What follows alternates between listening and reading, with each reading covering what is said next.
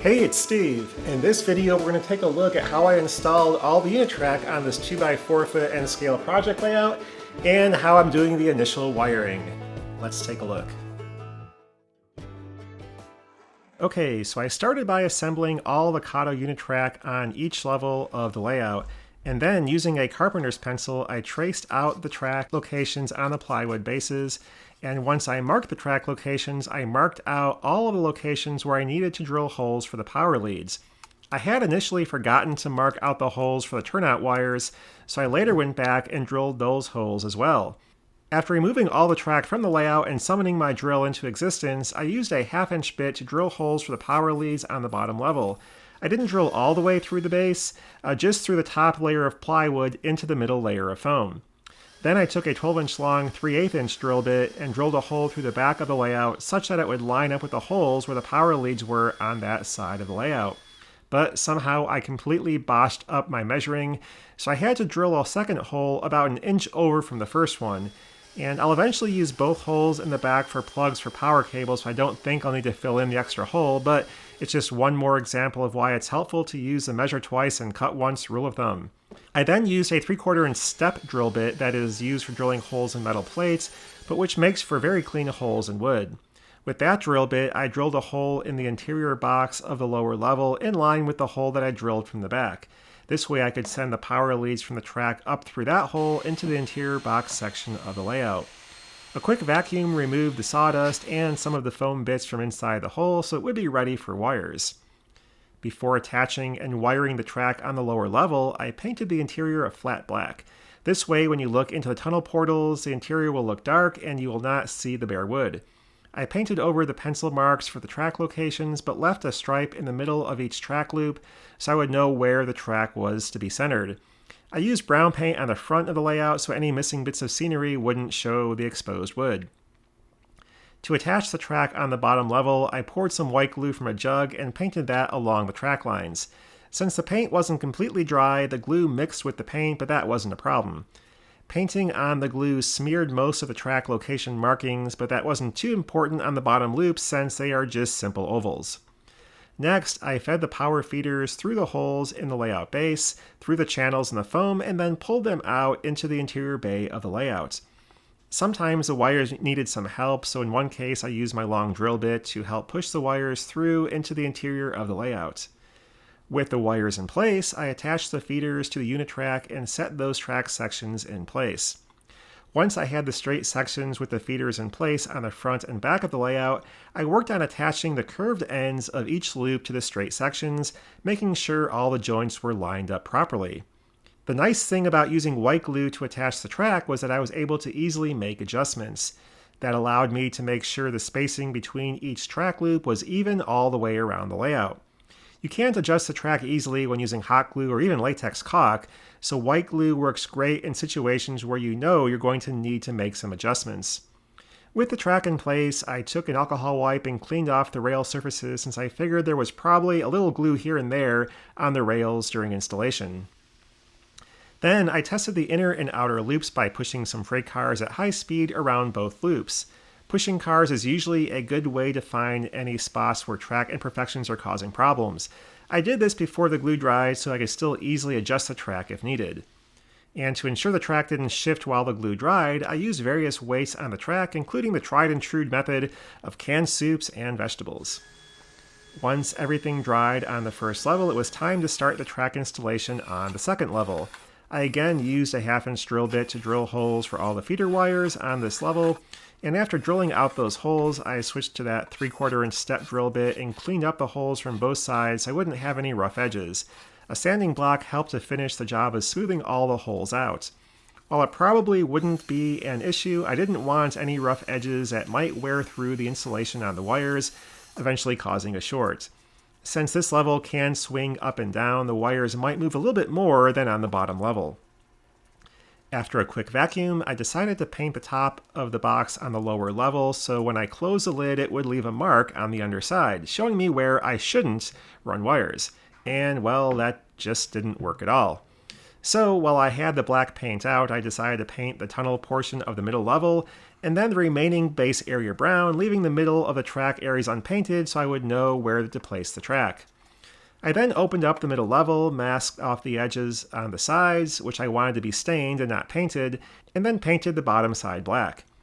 While painting or sanding everything isn't strictly needed, I like doing that to help seal the wood so it won't swell or contract too much with moisture changes. I also painted the interior box section of the lowest level black as well as the back corners to finish up the job. Finally, it was time to attach the track to the middle level. I started in the back right corner and ran the wire for that turnout through the hole and then one of the power feeder wires through its hole. I proceeded around the layout attaching terminal rail joiners and pulling those wires through the hole, but I quickly realized that the hole for the first turnout was not quite in the right spot. I shaved off some wood around the hole to allow a place for the wire to pass and then proceeded around the layout with attaching more wires. The key here is to make sure you remain consistent with the wiring, so I made sure the blue wire was used on the inside rail and the white wire on the outside rail all the way around the loop. I was still having issues with the turnout wire on that first turnout, so I cut off some of the metal backing on the bottom of the turnout and then covered the edge with some electrical tape. And then I nipped off a bit of plastic on the bottom as well, so the wires could run to the hole without being crimped by anything. And that was the first track piece I attached, using some hot glue to hold everything firmly in place. I then worked my way around that part of the layout, gluing down sections of track. Before gluing anything else, I attached the remaining track pieces so I wouldn't get myself in trouble and end up with track sections that didn't align. I got the remaining track pieces attached and then started working on gluing those pieces down. I quickly noticed, though, that one of the first pieces I glued wasn't sitting flush against the plywood, so I had to use one of my utility knives with a long break-off blade to cut out all the hot glue in that area. Once I was able to remove the glue and get that track section to sit flush with the plywood, I made sure all the other pieces in that area were sitting flush and joining up evenly. Then I continued with applying hot glue to attach these remaining sections. Just using white glue on this level would have actually been a lot easier since I could have made adjustments easily like I did on the lower level, but in the end I managed to get all the track installed securely and flush with the plywood. With the track attached, it was time to organize the rat's nest of wires on the bottom of the middle level. I wasn't trying to complete the wiring here, but just to get the wires secured and out of the way. I used a staple gun and staples that are designed for securing wires to do that. I bundled wires together and secured them in place every few inches with the staples. The key here was to make sure I ran the wires in places where they wouldn't be crushed against the wood supports that are on the bottom level. Most of the wires were actually within the interior box section, and the others I ran such that I would only need to cut out one part of the wood on the bottom level to allow them to pass into that middle box section. I wanted all the power leads to connect to a single power cable, so I cut the feeder wires in one section to the same length, stripped off the insulation, and then twisted those wires together, ensuring all the blue and white wires were kept separate. I did the same for the second group of feeder wires and then ran a short section of wire between those two groups. I was just twisting wires together at this point for a temporary connection to make sure everything worked, and I hadn't installed one of the feeders backwards. I then connected a single power feeder with a plug attached and connected that to one of my Roku hand throttles, and happily found out that the wiring was done correctly. With power going to all the feeder wires, I ran a locomotive around the layout, testing out the different turnouts. The 6-axle locomotive I was initially using for the testing didn't like the 8.5-inch radius curves too much, and so I switched to a 4-axle diesel to continue testing the track work. Everything was running smoothly, so I attached some freight cars and ran those around the layout for a while as well, looking for any spots where the cars might be bouncing or not tracking too smoothly. Everything looked okay, so I proceeded to working on the top level loop of track.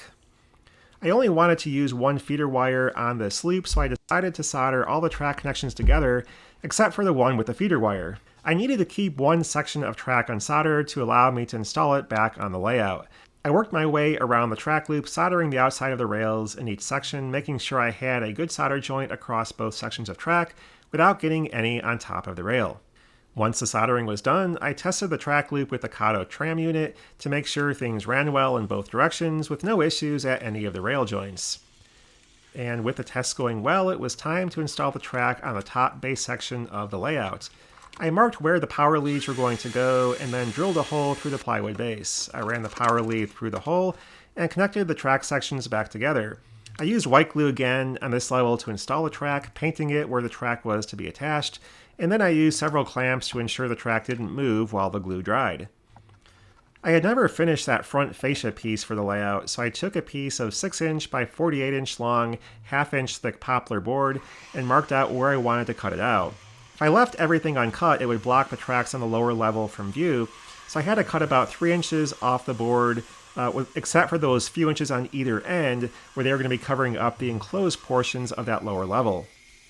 I did all the cuts with my circular saw, simply dropping the blade down through the board on the marked line and then cutting steadily down the line. I find I get a much straighter cut like this than using a jigsaw.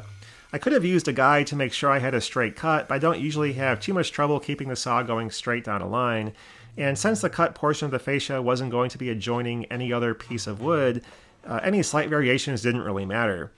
I did have to clean up the corners though, and I just used a coping saw for that since that was the first saw that I had handy at the time. The fascia piece fit snugly, and so I didn't screw it in place, and I actually still haven't done that, since I will need to remove it frequently to work on the wiring anyway. Eventually, I'll secure it with a few wood screws, but I likely won't worry about that yet, since it stays in place by itself pretty well at this point.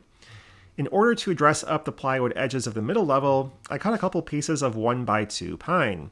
While that resulted in those pieces sticking out a little past the lower level fascia board, I plan to sand them flush later on. I glued on both of those sections and then secured them with a few brad nails both from the front and from the side.